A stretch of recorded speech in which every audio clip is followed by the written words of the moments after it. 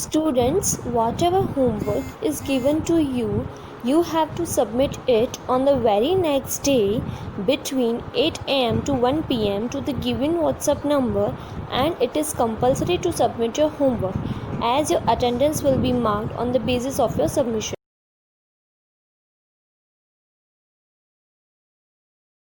Okay students, in previous lecture we discussed about the centers of the revolt, reason for the failure of the revolt and the consequences of the revolt of 1857. And now in this lecture we will continue the exercise of this lesson. Okay students, now let's start. Question A. Fill in the blanks with the correct answers. And the first one is, the Mughal Emperor Bahadur Shah was exiled to Des. And the options are A. Malaysia, B. Ceylon, C. Indonesia, D. Rangoon. And the answer is D. Rangoon. जिसका मतलब होता है कि मुगल सम्राट बहादुर शाह को खाली जगह निर्वासित किया गया था और उसके ऑप्शन है A Malaysia, B Ceylon, C Indonesia और डी रंगून, और इसका उत्तर है D Rangoon. Number 2. The grease cartridge first became a source of disturbance in dash. And the options are A Meerut, B Lucknow, C Jhansi, D Barrackpore. And the answer is A Meerut. जिसका मतलब होता है कि जानवर की चर्बी लगे हुए कारतूस की पहली अशांति का स्रोत खाली जगह बना, और उसके ऑप्शन है A Meerut, B Lucknow, C Jhansi और डी बैरकपुर, और इसका उत्तर है A Meerut. Number 3. A popular name associated with the 1857 uprising was dash. And the options are A. Bhagat Singh, B. Chandrasekhar Azad, C. Sukhdev and D. Mangal Pandey. And the answer is Mangal Pandey. जिसका मतलब है कि 1857 के विद्रोह से जुड़ा एक लोकप्रिय नाम खाली जगह था, और उसके ऑप्शन है भगत सिंह, चंद्रशेखर आज़ाद, सी सुखदेव और डी मंगल पांडे, और इसका उत्तर है Mangal Pandey. Number 4. In Bareilly the uprising was led by dash. And the options are A Kunwar Singh, B Khan Bahadur Khan Rohilla, C Bahadur Shah Zafar and D Mangal Pandey. And the answer is B Khan Bahadur Khan Rohilla. जिसका मतलब है कि बरेली में विद्रोह का नेतृत्व खाली जगह द्वारा किया गया था. उसके ऑप्शन है A Kunwar Singh, B Khan Bahadur Khan Rohilla, C Bahadur Shah Zafar और डी मंगल पांडे, और उसका उत्तर है B Khan Bahadur Khan Rohilla. Number 5. The general service enlistment act was passed in the year dash. And the options are A 1857, B 1859, C 1906 and D 1856. And the answer is 1856. जिसका मतलब है कि खाली जगह वर्ष में सामान्य सेवा भर्ती अधिनियम पारित किया गया था, और उसके ऑप्शंस है ए 1857, बी 1859, सी 1906, डी 1856, और इसका उत्तर है 1856. Students, now let's start question B. Fill in the blanks. And the first one is, dash policies of the British led to discontentment among people. And the answer is administrative. जिसका मतलब है अंग्रेजों की खाली जगह नीतियों के कारण लोगों में असंतोष पैदा हुआ, और जिसका उत्तर है प्रशासन संबंधी. Number 2. According to an act in 1858 India came under the rule of the dash. And the answer is queen of England. जिसका मतलब है 1858 में एक अधिनियम के अनुसार भारत खाली जगह के शासन में आ गया। और उसका उत्तर है इंग्लैंड की रानी।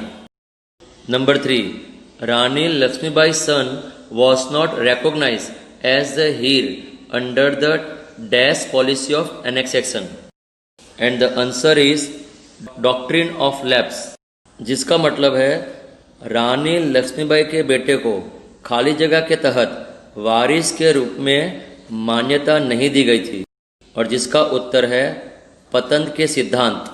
Okay, now number 4, agricultural condition in India led to dash, and the answer is famines, जिसका मतलब है भारत में कृषि की स्थिति ने खाली जगह को जन्म दिया, और उसका उत्तर है अकाल।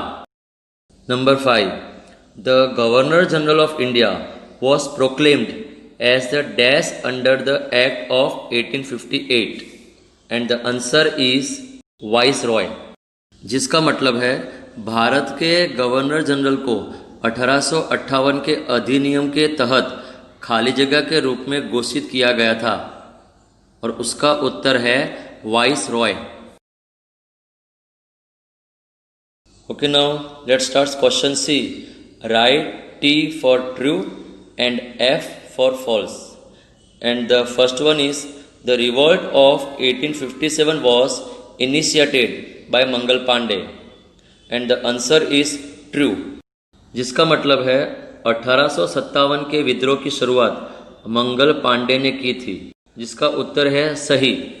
Number 2, the doctrine of lapse was started by Lord Bentinck, and the answer is false, जिसका मतलब है पतन के सिद्धांत की शुरुआत लॉर्ड बेंटिंग ने की थी, और उसका उत्तर है गलत। Third number, Bahadur Shah Zafar was the last Mughal ruler, and the answer is true, जिसका मतलब होता है बहादुर शाह जफर अंतिम मुगल शासक थे, और जिसका उत्तर है सही। Number 4, Nana Saheb was the adopted son of the Rani Lakshmibai, and the answer is false, जिसका मतलब होता है नाना साहेब रानी लक्ष्मीबाई के दत्तक पुत्र थे, और उसका उत्तर है गलत। Number 5, the revolt ended the company rule in India, and the answer is true, जिसका मतलब है कि विद्रोह ने भारत में कंपनी शासन को समाप्त कर दिया, और जिसका उत्तर है सही। Question D, answer this questions in brief, and the first one is what was the significance of the revolt of 1857, जिसका मतलब है 1857 के विद्रोह का क्या महत्व था। Okay, now let's start answer. The revolt of 1857 was devoid of any communal barriers, जिसका मतलब होता है कि 1857 का विद्रोह किसी भी सांप्रदायिक बाधाओं से मुक्त था। It seemed that the two communities had one objective, to challenge the oppression of the British. ऐसा लगता था कि दो समुदायों का एक उद्देश्य था, अंग्रेजों के अत्याचार को चुनौती देना। The combined strength of the people frightened the British rulers. This changed the British policy in India, जिसका मतलब होता है कि लोगों की संयुक्त ताकत ने ब्रिटिश शासकों को भयभीत कर दिया। इसने भारत में ब्रिटिश नीति को बदल दिया। Okay students, now let's start question number 2। Which policy was adopted by Dalhousie to extend the British empire in India? यह क्वेश्चन का मतलब होता है कि डेलहाउसी ने भारत में ब्रिटिश साम्राज्य का विस्तार करने के लिए कौन सी नीति अपनाई थी? Okay, now let's start the answer, and the answer is the doctrine of lapse, जिसका मतलब होता है पतन का सिद्धांत। Okay, now let's start question number 3। What was the immediate cause of the revolt of 1857? यह क्वेश्चन का मतलब होता है कि 1857 के विद्रोह का तत्काल कारण क्या था? Okay, now let's start the answer. The introduction of the Enfield rifles is considered as the immediate cause of the revolt of 1857. जिसका मतलब होता है कि एनफील्ड राइफल्स की शुरुआत को 1857 के विद्रोह का तत्काल कारण माना जाता है. It was believed that the cartridges used in the rifles were greased with the fat of animals. जिसका मतलब है कि यह माना जाता था कि राइफलों में इस्तेमाल होने वाले कारतूस जानवरों की चर्बी मिलाकर डाला जाता था. Before the cartridges could be used, their greased paper covers had to be bitten off, and the Indian soldiers refused to do this. जिसका मतलब होता है कि इससे पहले कि कारतूसों का इस्तेमाल किया जा सके, उनके ऊपर लगाए हुए पेपर कवर को काट दिया जाना चाहिए, और भारतीय सैनिकों ने ऐसा करने से इनकार कर दिया. Okay, now let's start question 4. Why did the General Enlistment Act 1856 cause resentment amongst the Bengal Army? यह क्वेश्चन का मतलब होता है कि बंगाल सेना के बीच सामान्य भर्ती अधिनियम 1856 ने नाराजगी क्यों पैदा की? Okay, now let's start the answer. The soldiers of the Bengal Army faced immense strain of being deployed at the Burma and China borders. This caused great resentment towards the British. जिसका मतलब होता है कि बंगाल सेना के सैनिकों को Burma और चीन की सीमाओं पर तैनात होने के लिए भारी तनाव का सामना करना पड़ा. इससे अंग्रेजों के प्रति भारी आक्रोश या तुम कह सकते हैं नाराजगी थी. Students, today we discussed about the exercise of this lesson.